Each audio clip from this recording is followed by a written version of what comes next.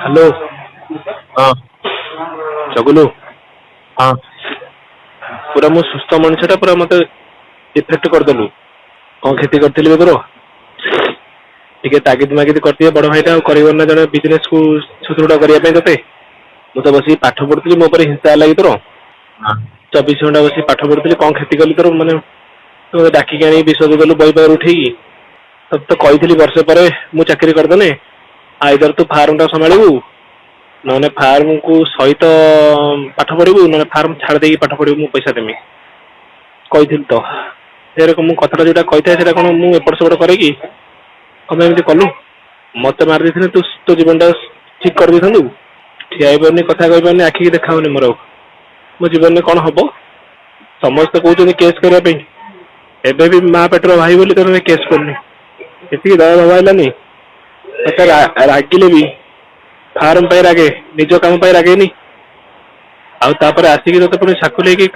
बेले बेले कथा हुए ना नहीं मतलब मारदेल तू गोटे साइकोटा गोटे रिक्वेस्ट कर रखू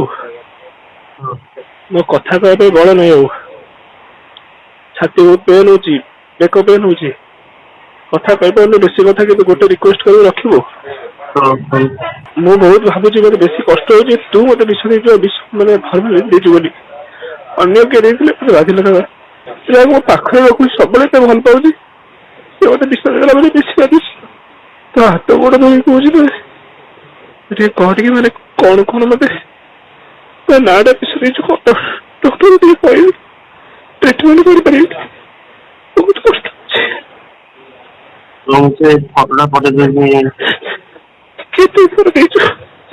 भाभी तू तोर किसी क्षति करने चाहूनी कष्ट बस फटो उठे रखी मंजार कौन पकई मंजार से पकई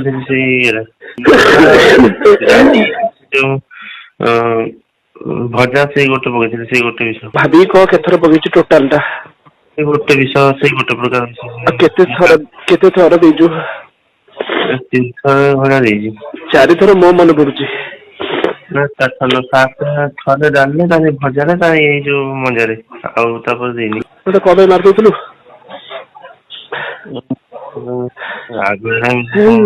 तू एक्चुअली भल पिला नुहे मुझे भजा खाई मेडिकल आसिक पढ़ली एत कष्ट जंत्रणा पाइली भी तू आउे विष विषय तोर अरे हृदय डाकिला विषर नाटा टे पढ़ी कहनी